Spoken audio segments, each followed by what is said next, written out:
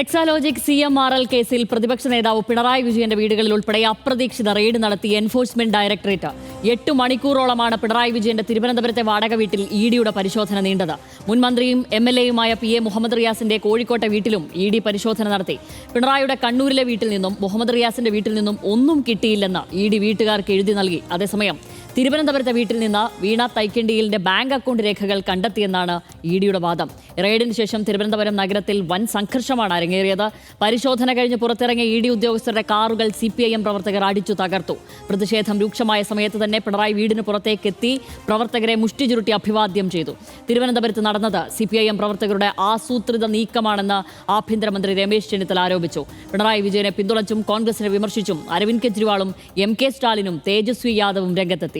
ഹൈക്കോടതിയിൽ നിന്ന് അനുകൂല വിധി കൂടി കിട്ടിയതോടെ അതിവേഗം പിണറായി വിജയനെ ലക്ഷ്യം വെക്കുകയാണോ ED? കാണാം RDX റാങ്ക്.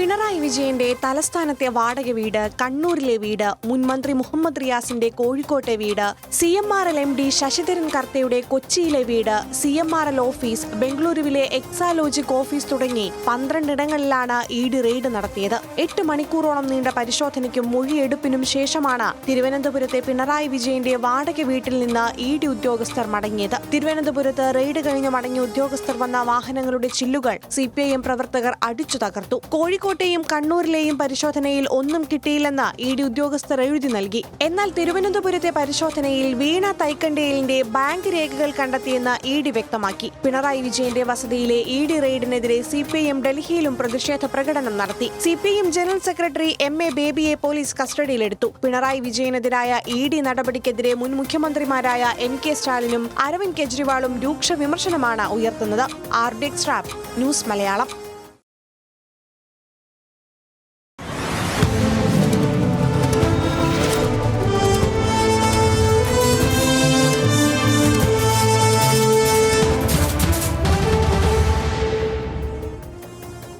തിരുവനന്തപുരത്തെ പിണറായി വിജയന്റെ വീട്ടിലെ പരിശോധനയ്ക്ക് ശേഷം മടങ്ങിയ ED ഉദ്യോഗസ്ഥർക്കെതിരെ വൻ പ്രതിഷേധമാണ് അരങ്ങേറിയത്. ED ഉദ്യോഗസ്ഥർ വന്ന 3 കാറുകളും CPIM പ്രവർത്തകർ അടിച്ചു തകർത്തു. ആ ദൃശ്യങ്ങളിലേക്ക് ആദ്യം.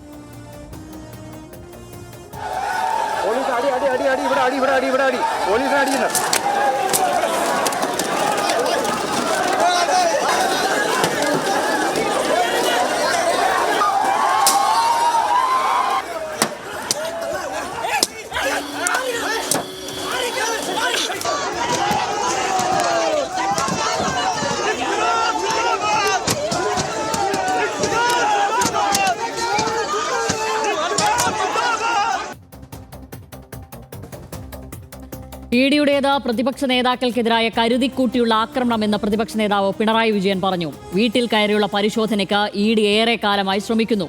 ഇതുകൊണ്ടൊന്നും തളർത്തിക്കളയാമെന്ന് കരുതേണ്ട. തന്നെ എന്തുകൊണ്ട് ED വേട്ടയാടുന്നില്ല എന്ന് ചോദിച്ച രാഹുൽ ഗാന്ധിക്ക് ഈ റെയ്ഡ് മനസംതൃപ്തി നൽകിക്കാണുമെന്നും പിണറായി വിജയൻ പറഞ്ഞു. ഈ പരിശോധന ചിലർക്കെല്ലാം വലിയ മനസ്സംതൃപ്തി നൽകുമെന്നാണ് തോന്നുന്നത്. പ്രത്യേകിച്ച് രാഹുൽ ഗാന്ധിയെ പോലെ ഒരാൾക്ക്.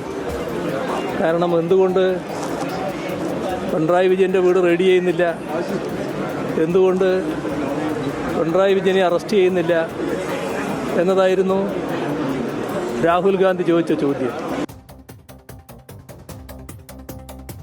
സംഘപരിവാറിനെതിരെ ശക്തമായി നിലപാട് സ്വീകരിക്കുന്നവരെ ദേശീയ ഏജൻസികളെ വെച്ച് വേട്ടയാടുകയാണെന്ന് മുൻ മന്ത്രി PA മുഹമ്മദ് റിയാസ് പറഞ്ഞു. CPIMൽ പ്രവർത്തിക്കാൻ തീരുമാനിച്ചപ്പോൾ മതനിരപേക്ഷതയ്ക്ക് വേണ്ടി സ്വന്തം ജീവൻ വരെ നൽകി പോരാടുമെന്ന് കരുതിയിരുന്നു. ആ പോരാട്ടം ശക്തമായി മുന്നോട്ട് പോകും. ED അല്ല, അതിലും വലിയ ED വന്നാലും ആ പോരാട്ടത്തിൽ നിന്ന് പിന്മാറില്ലെന്നും അദ്ദേഹം പറഞ്ഞു. പുതിയ കാലത്ത് നരേന്ദ്രമോദിയുടെ ഗവൺമെൻറ് അധികാരത്തിൽ വന്നതിന് ശേഷം ദേശീയ അന്വേഷണ ഏജൻസികളെ വെച്ച് വേട്ടയാടുന്നത്. മതനിരപേക്ഷതയ്ക്ക് വേണ്ടി സ്വന്തം ജീവൻ ഉൾപ്പെടെ നൽകാൻ തയ്യാറാണ്. ആ പോരാട്ടം ശക്തമായി മുന്നോട്ട് കൊണ്ടുപോകും. അതിന് ഏത് തരത്തിലുള്ള ഭീഷണി വന്നാലും ഈ പാർട്ടിക്കകത്ത് പ്രവർത്തിക്കുമ്പോൾ ജീവൻ പോയാലും തല പോയാലും നിന്ന് പോരാടും എന്ന് കരുതിയിട്ടാണ് ഈ പാർട്ടി പ്രവർത്തിക്കുന്നത്. അതുകൊണ്ട് ഇങ്ങനത്തെ ഓരോ സംഗതികളൊക്കെ കാട്ടി ഞങ്ങൾ കമ്മ്യൂണിസ്റ്റുകാരെ പേടിപ്പിക്കാൻ വേണ്ടി ഇങ്ങോട്ട് വരേണ്ടതില്ല എന്നുള്ളതാണ് ചൂണ്ടിക്കാട്ട് ആഗ്രഹിക്കുന്നത്. പിണറായി വിജയന് നേരെയുള്ള ഹീനമായ ആക്രമണമാണെന്നും കോൺഗ്രസിനും UDF-നും ഈ റെയ്ഡിൽ സന്തോഷമുണ്ടോ എന്ന് വ്യക്തമാക്കണമെന്നും CPIM general secretary MA baby പറഞ്ഞു. സംഭവത്തിൽ പ്രതിഷേധിച്ച ഡൽഹിയിലെ ED ആസ്ഥാനത്തേക്ക് മാർച്ച് നടത്തിയ MA ബേബി അടക്കമുള്ള CPIM നേതാക്കളെ ഡൽഹി പോലീസ് വലിച്ചിഴച്ചാണ് അറസ്റ്റ് ചെയ്ത് നീക്കിയതും. ആ പ്രതികരണത്തിലേക്കും ദൃശ്യങ്ങളിലേക്കും. വഴി നടക്കാനുള്ള സ്വാതന്ത്ര്യമുണ്ട്, പ്രതിഷേധിക്കാനുള്ള സ്വാതന്ത്ര്യം ഈ രാജ്യത്തുണ്ട്, ഭീകരവാദത്തിനെതിരെ പ്രതിഷേധിക്കാനുള്ള സ്വാതന്ത്ര്യം ഈ രാജ്യത്തുണ്ട്. അത് ഞങ്ങൾ സ്ഥാപിക്കുകയാണ്. ഭീകരവാദമാണ് നടത്തുന്നത് ED എന്ന് തന്നെയല്ല പറയാനർത്ഥം. ED നടത്തുന്ന ഭീകരവാദമാണ്. EDയുടെ ഭീകരവാദത്തെ പ്രതിഷേധിക്കാൻ വന്ന ഞങ്ങൾക്കെതിരായി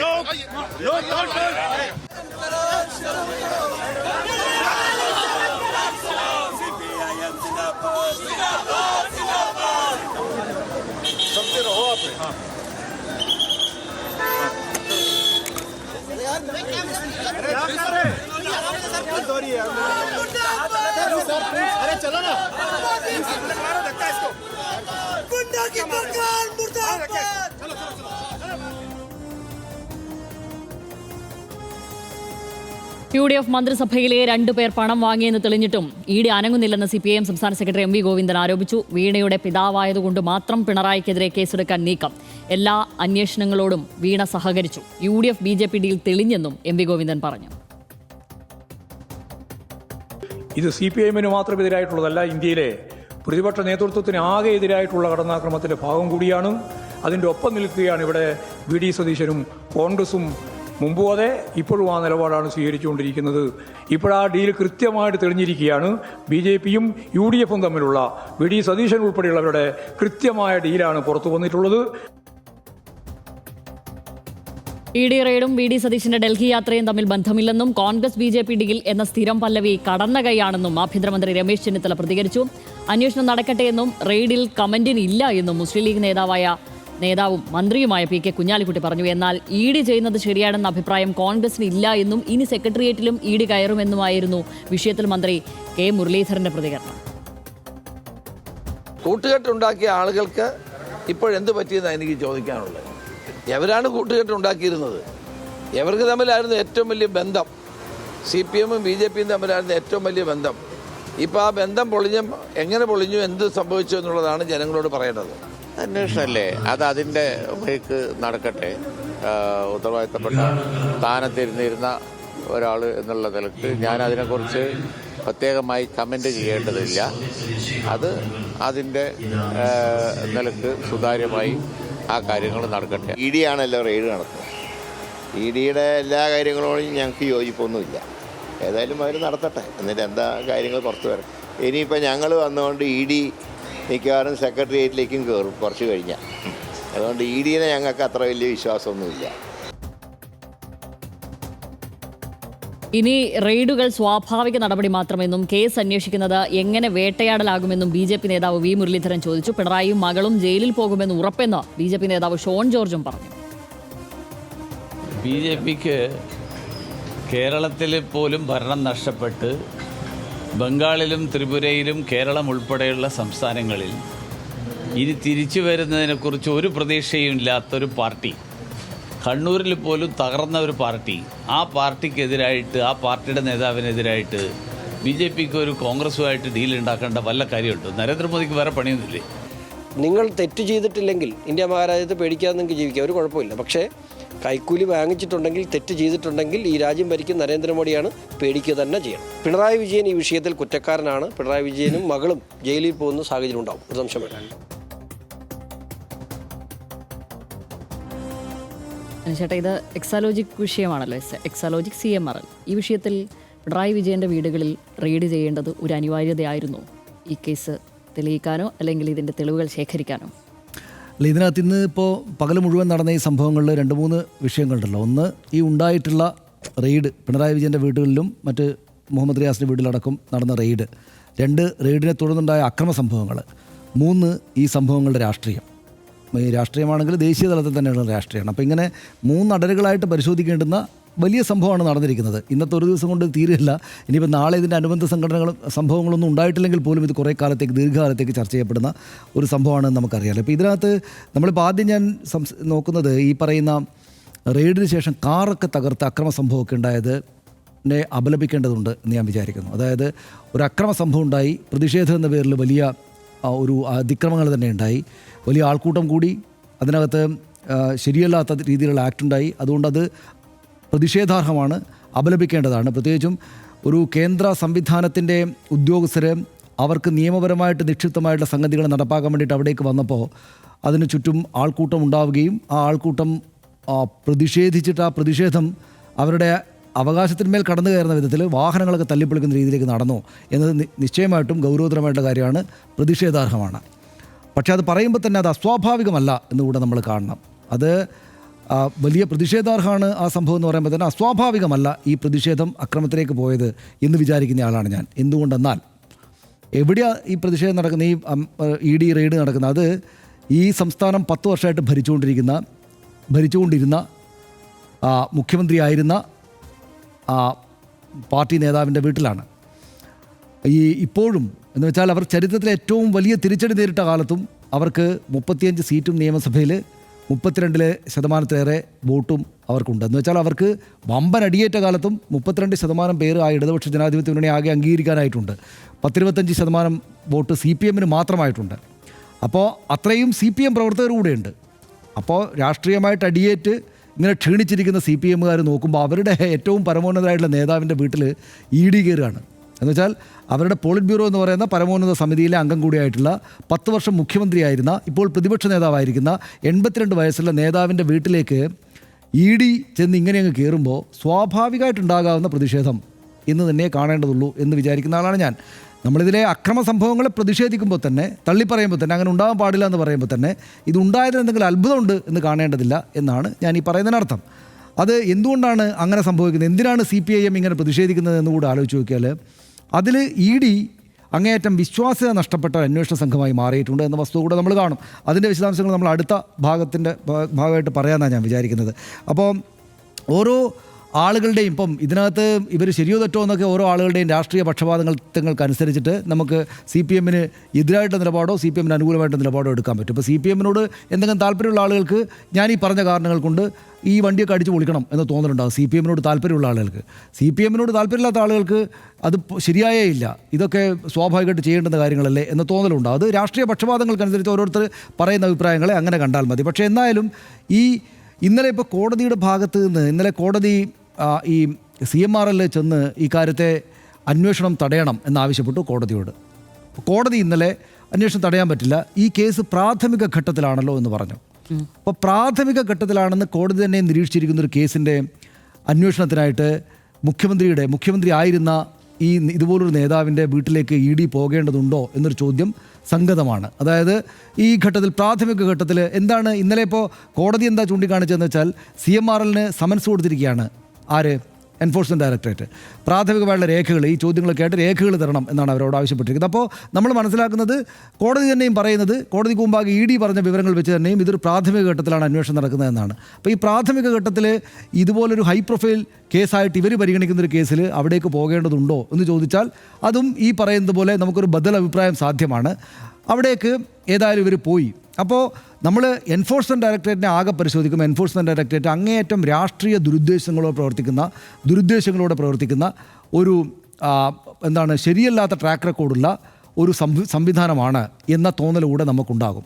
അപ്പോൾ നമ്മൾ അതോടൊപ്പം ചേർത്ത് ഒരു കാര്യം കൂടെ പരിശോധിക്കണം. അതായത് ഇവർ ചെയ്ത അതിക്രമമൊക്കെ വളരെ മോശമായി. ഇപ്പോൾ ഇവർ വാഹനം അടിച്ച് പൊളിക്കുന്നു എന്ന് കാണുമ്പോൾ ഈ വിഷ്വൽസ് എല്ലാം കാണുമ്പോൾ നമുക്ക് ആകെപ്പാടൊരു ബേജാറുണ്ടാകും. അതായത് CPM ഇപ്പോൾ പ്രതിപക്ഷത്താണ്, 10 വർഷം ഭരിച്ചുകൊണ്ടിരുന്നപ്പോൾ ഇപ്പോൾ മാറി പ്രതിപക്ഷത്തായിരിക്കുമ്പോൾ ഇവർ കഴിഞ്ഞ തെരഞ്ഞെടുപ്പിൻ്റെ കാലത്താണ്, നിയമസഭാ തെരഞ്ഞെടുപ്പിൻ്റെ കാലത്താണ് സ്വർണ്ണക്കടത്തുമായി ബന്ധപ്പെട്ട് ED ഇവരെ നിരന്തരമായിട്ട് ചോദ്യം ചെയ്തുകൊണ്ടേയിരുന്നത്. മന്ത്രി KT ജലീൽ ഒക്കെ പോകുന്ന ഓർമ്മയില്ലേ? അപ്പോൾ ആ സമയത്ത് ഇവരെ വിളിച്ചപ്പോൾ ഇവർ നല്ല കുട്ടികളായിട്ട് ED ഓഫീസിലേക്ക് ചെല്ലുക ചെയ്തിരിക്കുന്നത്. പ്രശ്നമൊന്നുമില്ല. അന്നും CPMൻ്റെ പ്രവർത്തകരും അണികളും ഒക്കെ ഈ നാട്ടിൽ ആകപ്പാടെ തന്നെയുണ്ട്. പക്ഷേ ഇവർ മന്ത്രിമാർ അവിടെ പോയി ഹാജരാകുന്നു, മൊഴി കൊടുക്കുന്നു, തിരിച്ചു വരുന്നു, പത്രമാധ്യമങ്ങൾ ഇങ്ങനെ വാർത്ത കൊടുത്തുകൊണ്ടേയിരിക്കുന്നു. പക്ഷെ ആരും പ്രകോപിതരാകുന്നില്ല. പിന്നെ കരുവന്നൂർ കേസിലാണ് പിന്നെ EDയുടെ ഇടപെലുണ്ടായത്.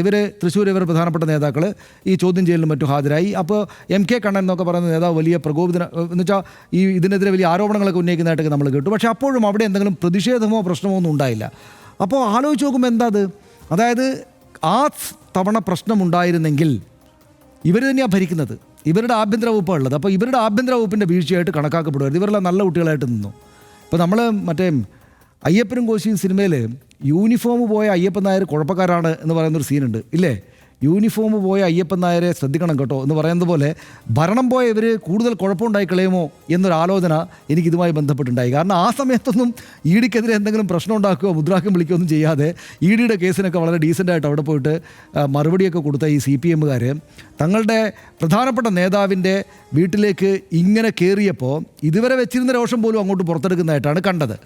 അപ്പോൾ അതിനകത്ത് ആ ഒരു രാഷ്ട്രീയ പ്രശ്നമുണ്ട്. അതെന്തുകൊണ്ടാണ് അങ്ങനെ CPIM-ന് പ്രവർത്തിക്കാൻ സാധിക്കുന്നത് എന്ന് ചോദിച്ചാൽ, ഇങ്ങനൊരു അക്രമാസക്തമായിട്ടുള്ള സംഗതിയിലേക്ക് സാധിക്കാൻ പറ്റുന്നതെന്ന് ചോദിച്ചാൽ അതിന് കാരണം ഇതൊരു വിശ്വാസ്യതയില്ലാത്ത സംഘമായിട്ട് മാറിയെന്നാണ്. ഞാൻ എൻ്റെ വിശദാംശങ്ങൾ അടുത്ത ഭാഗം പറയാം. ഇവർക്ക് അതായത് 95% പ്രതിപക്ഷ നേതാക്കൾക്കെതിരെ മാത്രം കേസെടുക്കുക. ഇപ്പോൾ ഇവിടെ തന്നെ നമ്മുടെ കൊടകര കുഴൽപ്പണ കേസൊക്കെ ഉദാഹരണമായിട്ടുണ്ട്. ഞാൻ എൻ്റെ വിശദാംശങ്ങൾ പറയാം. കൊടകര കുഴൽപ്പണ കേസൊക്കെ BJP-ക്കെതിരായിട്ട് വന്നപ്പോൾ അതുമല്ലേ അങ്ങോട്ട് കാർപ്പറ്റിനടിയിലേക്ക് ഇട്ട് കളയുക. കോൺഗ്രസിനെതിരെയും CPM-നെതിരെയും അരവിന്ദ് കെജ്രിവാളിനെതിരെയും ഈ അഖിലേഷ് യാദവിനെതിരെയും തേജസ്വി യാദവിനെതിരെയും സകലമാന ആളുകൾക്കെതിരെയും ഇങ്ങനെ പ്രതിപക്ഷത്തുള്ള ആളുകൾക്ക് എന്ന് വെച്ചാൽ ഇവരെടുക്കുന്ന കേസിൻ്റെ 95% കേസുകളും പ്രതിപക്ഷ പാർട്ടികളോട് മാത്രമാവുക. അപ്പോൾ രാഷ്ട്രീയമായിട്ട് അവരവരുടെ വിശ്വാസ്യത രാഷ്ട്രീയമായിട്ടുള്ള ഈ കേന്ദ്ര സർക്കാരിൻ്റെ ടൂളായിട്ട് മാറിയിട്ട് വിശ്വാസ്യത കളഞ്ഞു കുളിച്ചു എന്ന ആക്ഷേപം കൂടെ അവർക്ക് മേലുള്ളതുകൊണ്ട് ഇവർക്ക് ഈ പ്രതിഷേധം എളുപ്പത്തിലാവുകയാണ്. അതാണ് അവിടെ ഉണ്ടായ ഈ അക്രമ സംഭവങ്ങൾക്ക് പിന്നിൽ ഉണ്ടായ ഈ രോഷക്കൂടുതലിൻ്റെ കാരണമായിട്ട് ഞാൻ വിചാരിക്കുന്ന ഈ 2-3 കാര്യങ്ങളാണ്. അതോടൊപ്പം നമ്മൾ പക്ഷേ സംസ്ഥാന സർക്കാരിനെയും ഇപ്പോഴത്തെ ആഭ്യന്തര വകുപ്പിനെയും ഈ പോലീസ് സംവിധാനത്തെയും വിമർശിക്കാൻ കൂടെ ഈ സമയത്തെ ഉപയോഗപ്പെടുത്തണമെന്നാണ് എനിക്ക് തോന്നുന്നത്. കാരണം എന്താണെന്ന് വെച്ചാൽ ഇപ്പോൾ 2 ഇടത്താണ് പ്രധാനപ്പെട്ട വലിയ പ്രതിഷേധം ഉണ്ടായത്. ഒന്ന് കണ്ണൂരും ഒന്ന് തിരുവനന്തപുരത്തും. കണ്ണൂർ ഒരു പ്രശ്നം ഉണ്ടായില്ല. കണ്ണൂർ ED ഉദ്യോഗസ്ഥർ തിരിച്ചു മടങ്ങിപ്പോയി. എന്തുകൊണ്ടാണ്? ഇവരുടെ റെയ്ഡ് പരിശോധന പൂർത്തിയാക്കി പുറത്തേക്ക് ഇറങ്ങുകയാണ് എന്ന് മനസ്സിലായപ്പോൾ പോലീസുകാർ അവിടുത്തെ CPIM നേതാക്കളുമായിട്ട് ആ നാട്ടിലെ സകലമാന പ്രധാനപ്പെട്ട നേതാക്കളും അവിടെയുണ്ട്. അപ്പോൾ ആ CPIM നേതാക്കളുമായിട്ട് ഈ പുറത്തു നിൽക്കുന്ന പോലീസ് ഒരു അണ്ടർസ്റ്റാൻഡിങ്ങിലെത്തി ചർച്ച നടത്തി. ഇത്തരം സന്ദർഭങ്ങളിലൊക്കെ സാധാരണയിൽ അങ്ങനെയാണല്ലോ ചെയ്യുക. ചർച്ച നടത്തി. സ്വാഭാവികമായിട്ടും CPIM നേതാക്കൾ ആ അണികളോട് വേണ്ട നിർദ്ദേശങ്ങൾ കൊടുത്തു. വാഹനം അതിന് മുന്നിൽ കൂടെ പോയി. തിരുവനന്തപുരത്ത് ഇതേ കാര്യം അവർ ചെയ്യണമായിരുന്നു. അവിടെ സംസ്ഥാനത്തെ ഏറ്റവും പ്രധാനപ്പെട്ട നേതാക്കൾ CPIM-ൻ്റെ സംസ്ഥാന സെക്രട്ടറി അടക്കമുള്ള നേതാക്കൾ അവിടെയുണ്ട്. അപ്പോൾ അവർ മുദ്രാവാക്യം വിളിച്ചുകൊണ്ടിരിക്കുകയാണ്. ഇത് ഞാൻ നേരത്തെ പറഞ്ഞ കാരണങ്ങളാൽ ഇവർ യൂണിഫോം ഇല്ലാതെ എന്തും ചെയ്യാൻ പ്രാപ്തരായിട്ട് വന്നിരിക്കുന്ന രോഷാകുലരായി നിൽക്കുന്ന CPIM-ൻ്റെ പ്രവർത്തകരാണ് എന്ന കാര്യം പരിഗണിച്ചിട്ട് ഒരു ക്രമസമാധാന പ്രശ്നം ഉണ്ടാകാതിരിക്കാൻ മാത്രമുള്ള ഇടപെടൽ പോലീസ് നടത്തണമായിരുന്നു. അവിടുത്തെ നേതാക്കളുമായിട്ട് വിളിച്ചിട്ട് കുഴപ്പമുണ്ടാക്കരുത് കേട്ടോ, നിങ്ങളുടെ അണികളെ നിയന്ത്രിക്കണം കേട്ടോ എന്ന് പറഞ്ഞിട്ട് അവരെ അതിന് ചുമതലപ്പെടുത്തണം. ആ ചുമതല CPIM നേതാക്കൾ ശിരസാ വഹിക്കുകയും വേണം. എന്നിട്ട് പറ്റുമെങ്കിൽ മറ്റേതെങ്കിലും വഴിയുണ്ടെങ്കിൽ അതിലെ വേണമായിരുന്നു പോകേണ്ടിയിരുന്നത്. അല്ലാതെ പ്രൊവോക്ഡായി നിൽക്കുന്ന ഈ ആൾക്കൂട്ടത്തിന് മുന്നിലൂടെ ഈ വാഹനത്തെ ഇറക്കി കൊണ്ടുപോയാൽ ഇത് സംഭവിക്കുമെന്ന് മനസ്സിലാക്കാൻ നമ്മൾ മറ്റേ പാഴൂർ പടിപ്പര വരെ പോകേണ്ട കാര്യമില്ല. അപ്പോൾ അതാണ് അതിനകത്തുള്ള കാര്യം. ഈ പ്രശ്നം ഉണ്ടായിരിക്കുന്ന കാര്യം അതാണ്. പിന്നെ ഇതിനകത്ത് കേസ് ഇപ്പോൾ SFIO എന്ന് പറയുന്ന ഒരു അന്വേഷണ സംവിധാനം അന്വേഷിക്കുകയാണ്. അത് അന്വേഷണം പൂർത്തിയാക്കിയിട്ട് അവർ കുറ്റപത്രമൊക്കെ സമർപ്പിച്ചിട്ടുണ്ടെന്നാണ് ഞാൻ മനസ്സിലാക്കുന്നത്. ഇത് ആ നിലക്ക് പോകുന്ന ഒരു സംഭവമാണ്. ഇവരേതെങ്കിലും തരത്തിൽ ഈ കേസിനോട് അല്ലെങ്കിൽ അതിന് മുൻപാകെ ഹാജരാകാൻ പറ്റില്ല എന്നൊന്നും നിലപാട് സ്വീകരിക്കാൻ ഇവർക്ക് സാധിക്കുകയില്ല. അവർക്കാകാവുന്ന രീതിയിൽ അവർ മറുപടിയൊക്കെ കൊടുത്തിട്ടുണ്ട്. അപ്പോൾ കേസിന് സംവിധാനങ്ങൾക്ക് വഴങ്ങുകയാണ് ചെയ്യുക. പക്ഷേ ഇവിടെ ഇപ്പോൾ കഴിഞ്ഞ തവണ കോടിയേരി ബാലകൃഷ്ണൻ്റെ മകൻ അദ്ദേഹത്തിൻ്റെ വ്യക്തിപരമായിട്ടൊരു കേസിൽ അറസ്റ്റ് ചെയ്ത് കൊണ്ടുപോയി നമുക്ക് ഓർമ്മയുണ്ട്. അപ്പോൾ ഇതിനകത്ത് പക്ഷേ ഇവർ കാണുന്നത് CPIM കാണുന്നത് അവരെ ഇപ്പോൾ തെരഞ്ഞെടുപ്പിൽ ഇങ്ങനെ ദയനീയമായ തോൽവിയുണ്ടായി. അപ്പോൾ കേരളത്തിൽ ഇവരെ ഇപ്പം നമ്മൾ കണ്ട ബൈറ്റുകളിൽ ചിരിക്കുന്ന ഒരേ ഒരു ബൈറ്റ് വി മുരളീധരൻ്റെ കണ്ടില്ലേ? അതായത് ആർക്കാണ് ഇവിടെ സന്തോഷം? അദ്ദേഹത്തിന് മാത്രമാണ് സന്തോഷം, BJP-ക്ക് മാത്രമാണ് സന്തോഷം.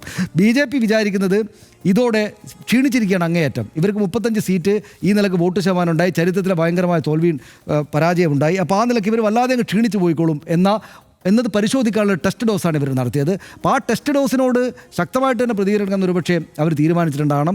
രണ്ടാമത്തെയും പ്രധാനപ്പെട്ടതുമായൊരു കാര്യം മുരളീധരൻ പറഞ്ഞ കാര്യമാണ്. മുരളീധരൻ ശരിയാവണ്ണം രാഷ്ട്രീയം എപ്പോഴും മനസ്സിലാക്കുന്ന ഒരാളായിട്ട് എനിക്ക് തോന്നാറുള്ളത്. മുരളീധരൻ കൃത്യമായിട്ട് പറഞ്ഞിരിക്കുകയാണ്, ഇത് ഞങ്ങൾക്കെതിരെ കൂടെ വരുന്ന സംഗതിയാണ്, അതുകൊണ്ട് ഇതിനോട് സന്തോഷകരമായിട്ടുള്ള പ്രതികരണത്തിന് ഞങ്ങളില്ല. കുഞ്ഞാലിക്കുട്ടിക്കും PK കുഞ്ഞാലിക്കുട്ടിക്കും രാഷ്ട്രീയമായിട്ട് കാര്യങ്ങൾ മനസ്സിലാകുന്ന ആളാണ്. PK കുഞ്ഞാലിക്കുട്ടി അതുകൊണ്ടാണ് ഒന്നും പറയാതെ മാറിയത്.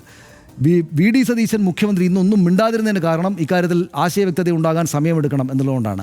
ആഭ്യന്തരമന്ത്രി രമേശ് ചെന്നിത്തല അദ്ദേഹത്തിൻ്റെ അങ്കലാപ്പ്, അദ്ദേഹത്തിൻ്റെ ഈ കാര്യത്തിൽ എന്ത് പറയണമെന്നുള്ള അങ്കലാപ്പ് അദ്ദേഹത്തിൻ്റെ വാക്കുകളിലുണ്ട്. പക്ഷേ ഇവർ തമ്മിലുള്ള ഈ സൗഹൃദം തെറ്റിയത് എന്തുകൊണ്ടാണെന്ന് അവർ പറയട്ടെ എന്ന് പറഞ്ഞെങ്കിലും ഇതിൻ്റെ കൂടുതൽ ഭാരം പേരേണ്ടി വരിക രമേശ് ചെന്നിത്തലയായിരിക്കും.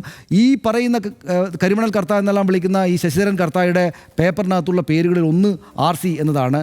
അദ്ദേഹം അത് പാർട്ടിക്ക് വേണ്ടി വാങ്ങിച്ചാണെന്ന് സമ്മതിക്കുകയും ചെയ്തിട്ടുണ്ട്. അപ്പോൾ ഇനി അടുത്തതായിട്ട് അങ്ങോട്ടേക്ക് വരുമോ എന്ന ഒരു ആശയക്കുഴപ്പം കൂടി ഇവർക്കുണ്ട്.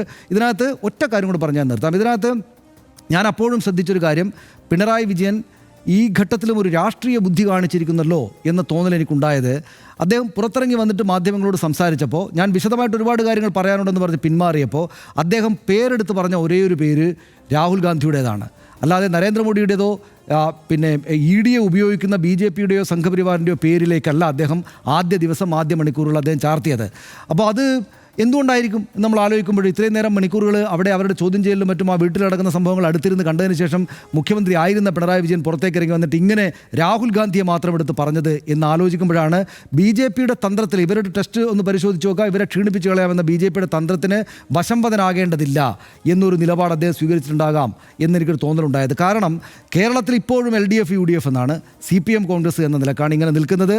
ഇതിനകത്തേക്ക് ഈ CPM കോൺഗ്രസ് എന്ന ഇപ്പോൾ അതിഭയങ്കരമായിട്ടുള്ള ശത്രുതയെ വളർത്തുക തന്നെയാണ് ഈ ഘട്ടത്തിലും വേണ്ടത് എന്ന് ഒരുപക്ഷെ അദ്ദേഹത്തിൻ്റെ രാഷ്ട്രീയ ബുദ്ധി അദ്ദേഹത്തോട് പറഞ്ഞു കൊടുത്തിട്ടുണ്ടാകണം. അതായത് BJPക്കെതിരായിട്ട് ആരോപണം ഉന്നയിക്കുന്നതിനേക്കാൾ ഈ ഘട്ടത്തിൽ വേണ്ടത് ഇവിടെ ഇപ്പോൾ തന്നെ ഡിവൈഡായി നിൽക്കുന്ന ഈ കോൺഗ്രസ് CPM എന്നും ഇടതുപക്ഷം UDF എന്നുമുള്ള ഈ ഡിവൈഡിനെ വളർത്തുകയാണ് വേണ്ടത്.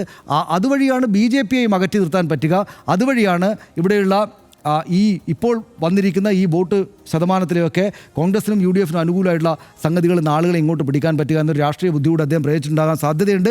ഏതായാലും ഇത് ഇങ്ങനെ ഞാനീ പറഞ്ഞ 23 അപ്പോൾ ഇത്രയും സമയമെടുത്ത് കുറച്ച് കൂടുതൽ സമയമെടുത്ത് ഞാനീ പറഞ്ഞ ഒരുപാട് ആംഗിളുകളിലേക്ക്, ഇപ്പോൾ അതേക്കാൾ കൂടുതലും സംഭവങ്ങൾ പലരും എഴുതുകയും പറയുകയൊക്കെ ചെയ്യുന്നുണ്ട്. അപ്പോൾ ഒരുപാട് സംഭവങ്ങളിലേക്ക് ലീഡ് ചെയ്ത് നിൽക്കുന്ന വലിയൊരു രാഷ്ട്രീയ സംഭവമായിട്ട് ഇതിനെ കാണണം.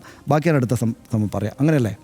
തീർച്ചയായും ഇങ്ങനെ തന്നെയാണ്. ഇതിലിപ്പം ഞാൻ എവിടെ ഇതിപ്പോൾ ഒരുപാട് സംഭവങ്ങളിലേക്ക് ഇത് വഴിവെക്കുന്നതായതുകൊണ്ട് ഏതിൽ ഈ പറയുന്നത് പോലെ പറഞ്ഞു തുടങ്ങണമെന്നുള്ളൂ. എങ്കിൽ പോലും നമ്മളിത് ഒരുപാട് ആളുകൾ ഇതിനെ അനുകൂലിച്ചും പ്രതികൂലിച്ചും ഒക്കെ വരുന്നുണ്ട്. പക്ഷെ അപ്പോഴും ഇത്തരത്തിൽ ചില ആളുകൾ, അതായത് വീണ ടി എന്ന് പറയുന്ന, വീണ വിജയൻ എന്ന് മാധ്യമങ്ങളടക്കം വിശേഷിപ്പിക്കുന്ന വീണ ടി ഇതിൽ പൈസ വാങ്ങുക വഴി ആ സർക്കാർ, അതായത് അന്ന് മുഖ്യമന്ത്രി പിണറായി വിജയൻ്റെ സർക്കാർ ആ കരിമണൽ കർത്തയുടെ CMRL കമ്പനിക്ക് ഏതെങ്കിലും വിധത്തിൽ അവർക്ക് സുഗമമായി മുന്നോട്ട് പോകാൻ ഏതെങ്കിലും തരത്തിലുള്ള ആനുകൂല്യങ്ങൾ ചെയ്തു കൊടുത്തുവോ എന്നുള്ളൊരു സംശയമാണല്ലോ ഇവിടെ പൊതുജനങ്ങൾക്ക് സ്വാഭാവികമായും വരേണ്ടത്. ബാക്കിയെല്ലാം രാഷ്ട്രീയമാണ്, ബാക്കിയെല്ലാം രാഷ്ട്രീയ താല്പര്യങ്ങളാണ്, അതിനുള്ളിലുള്ള ആവേശ കമ്മിറ്റിക്കാരാണ് ബാക്കിയുള്ളവർ. പക്ഷേ ഇങ്ങനൊരു ചോദ്യം അതിനുള്ളിലുണ്ട്.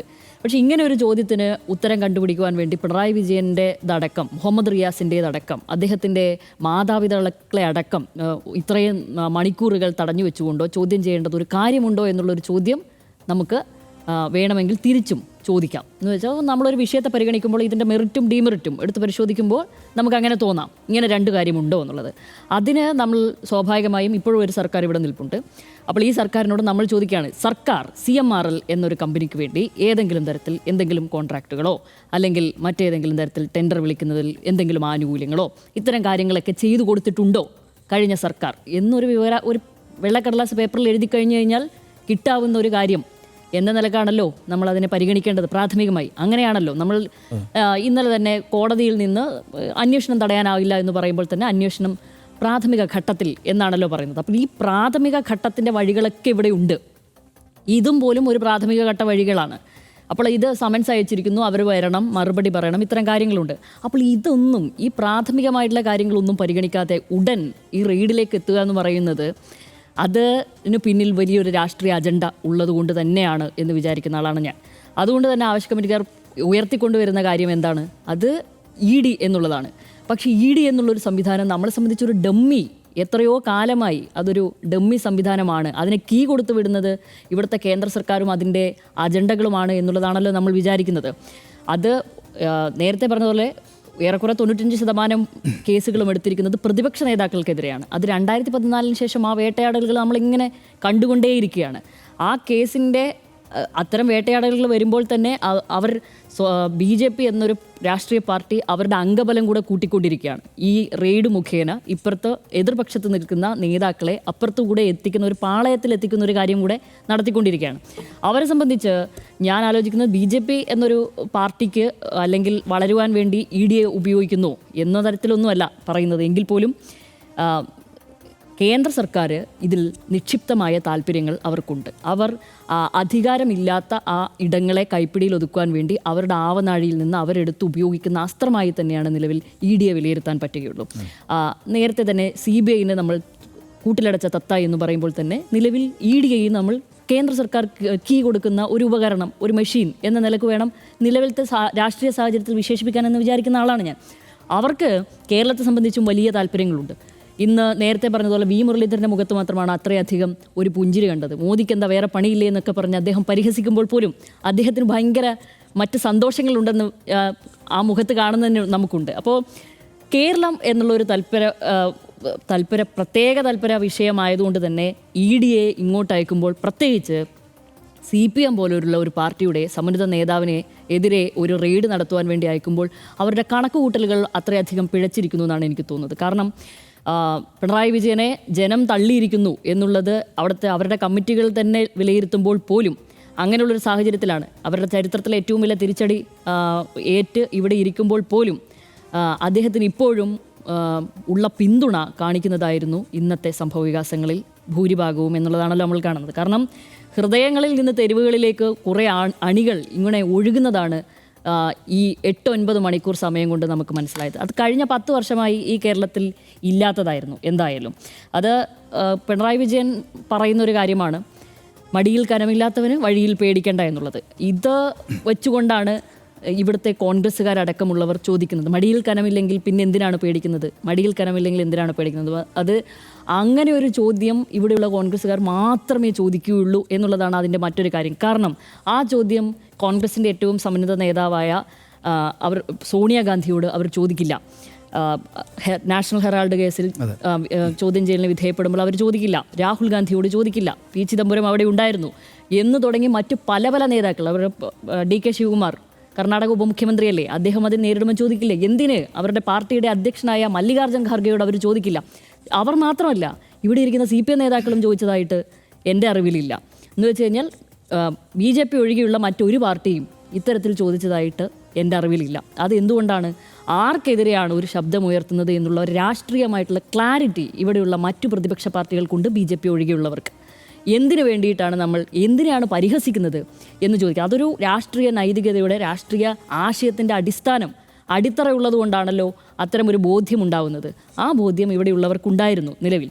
എന്നിട്ടാണ് ഇവിടെയുള്ളവർ ഇപ്പോൾ ചോദിക്കുന്നത്, ED വന്നാൽ എന്താ കുഴപ്പം, അവർക്കങ്ങ് മറുപടി പറഞ്ഞാൽ പോരെ. പക്ഷെ അത്ര നിഷ്കളങ്കമായിട്ട് നമുക്കതിനെ കാണാനേ പറ്റുകയില്ല. ഇപ്പോൾ നാഷണൽ ഹെറാൾഡ് കേസിൽ രാഹുൽ ഗാന്ധിയെ ചോദ്യം ചെയ്യുന്ന സമയത്ത് ഇന്ന് ഇവിടെ വന്നിട്ട് പിണറായി വിജയൻ അന്ന് പറഞ്ഞ കാര്യം എന്നുള്ളത് കേന്ദ്ര ഏജൻസികളെ ഉപയോഗിച്ച് പ്രതിപക്ഷ ശബ്ദം ഇല്ലാതാക്കുന്നു എന്നുള്ളതാണ്. അതാണല്ലോ അതിൻ്റെ വസ്തുത. അതേ കാര്യത്തിൽ അതുകൊണ്ടാണ് ഈ ED നടത്തുന്ന ചില കാര്യങ്ങളിൽ പ്രശ്നങ്ങളുണ്ടല്ലോ, പിശകുകളുണ്ടല്ലോ എന്നുള്ളത് ആളുകൾക്ക് കൂടി ബോധ്യപ്പെടുന്നത് ഇത്തരം ഉത്തരവാദിത്തപ്പെട്ട പ്രതികരണങ്ങളിൽ നിന്ന് തന്നെയാണ്. ഇന്ന് MK സ്റ്റാലിനും കെജ്രിവാളും അതിലൊരു പ്രതികരണം നടത്തുകയുണ്ടായി. അവരുടെ രണ്ടുപേരുടെയും പോസ്റ്റുകളിൽ കോൺഗ്രസിനെ ഉള്ള ഒരു കുത്തുകൂടിയുണ്ട്. എന്തുകൊണ്ടാണ് അങ്ങനെ ചെയ്യുന്നത്? അവർ അതായത് സ്വന്തം പാർട്ടിയുടെയോ അതിൻ്റെ നേതാക്കൾക്കെതിരെയോ ED അന്വേഷണം വരുമ്പോൾ അത് തീർത്തും നിരുത്തരവാദപരവും അല്ലെങ്കിൽ അത് രാഷ്ട്രീയ പകപോക്കലും എന്ന് വിശ്വസിക്കുകയും മറ്റുള്ളവരുടെ കാര്യത്തിൽ വരുമ്പോൾ അത് മൗനം പാലിക്കുകയും ചെയ്യുന്നു എന്നുള്ളൊരു സങ്കുചിതമായൊരു ഇടപെടൽ കോൺഗ്രസ് നടത്തുന്നു എന്നുള്ളതുകൊണ്ടാണ്.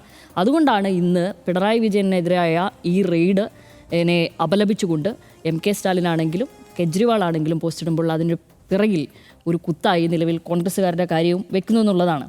ഇനി നമ്മൾ പറയുന്നത്, നമ്മൾ നേരത്തെ തന്നെ ഒരു സേയിങ് ആണല്ലോ, അതായത് അതത് സർക്കാരിൻ്റെ മർദ്ദനോപകരണമാണ് പോലീസ് എന്ന് പറയുന്നത് പോലെ ഇത് കേന്ദ്രത്തിൻ്റെ ഒരു ചട്ടുകമായി പ്രവർത്തിക്കുകയാണ് നിലവിൽ ED എന്നുള്ളത് തന്നെയാണ് നമുക്ക് അടുത്ത ഘട്ടത്തിൽ അതിനെപ്പറ്റി പറയാൻ പറ്റുമെന്ന് തോന്നുന്നു. കാരണം നമ്മൾ ഈ ചരിത്രത്തിലേക്ക് പോകേണ്ടി വരും. നിലവിൽ എന്താണ് അങ്ങനെ പറയാനുള്ളൊരു കാരണം എന്നുള്ളത് രണ്ട് പക്ഷത്ത് നിൽക്കുന്നവർക്കും ഒരു പക്ഷത്ത് നിൽക്കുന്ന ജനങ്ങൾക്ക് സ്വാഭാവികമായും മനസ്സിലായി കാണും. കാരണം ഇതിനകം തന്നെ അവർ എന്താണ് ഇതിൻ്റെ ഒരു ചരിത്രം, ഇതിൻ്റെ ഒരു പോക്ക്, ഇവരെങ്ങനെയാണ് ഈ കേസ് എടുക്കുന്നത്, അതിൽ എത്രമാത്രം റിസൾട്ട് ഉണ്ടായിട്ടുണ്ട് എന്നൊക്കെ അന്വേഷിച്ചവരുണ്ടാവും. പക്ഷേ അങ്ങനെ അന്വേഷിക്കാത്തവരുണ്ടാവാം. അപ്പോൾ അവർക്ക് വേണ്ടിയും കൂടി നമുക്ക് ആ ഘട്ടത്തിൽ പറയാൻ പറ്റുമെന്നാണ് തോന്നുന്നത്. എന്തായാലും കേസിൻ്റെ മെറിറ്റിലേക്ക് കൂടി പോവുകയാണെങ്കിൽ, ഞാൻ തുടക്കത്തിൽ തന്നെ പറഞ്ഞാണെന്ന് തോന്നുന്നു, അതിൽ നമുക്ക് ഈ പറയുന്നതിൽ ഒരു വെള്ളക്കടലാസിൽ എഴുതി കൊടുത്തിട്ട് ഈ കാര്യങ്ങൾ ചെയ്യുന്നതല്ല. പക്ഷേ അപ്പോഴും ബിനീഷ് കോടിയേരിയുടെ കേസുമായി അതല്ലേ അന്ന് സംഭവിച്ച അന്ന് CPM എടുത്ത നിലപാടുമായിട്ടൊക്കെ സമീകരിച്ചുകൊണ്ട് ഇതിനെ കാണുന്നത് കുറച്ച് കടന്ന കൈയാണ് എന്നുള്ളതാണ് എനിക്ക് തോന്നുന്നത്. കാരണം രണ്ട് പശ്ചാത്തലവും 2 സാഹചര്യവും ഒക്കെയായിരുന്നു. അപ്പോൾ അത് രണ്ടും കൂടെ കൂട്ടിക്കെട്ടി കാണുന്നത് വളരെ നിഷ്കളങ്കരമായ ഒരു നിരീക്ഷണവും വിലയിരുത്തലും എന്നുകൂടി ഈ ഘട്ടത്തിൽ പറയാനുണ്ട്.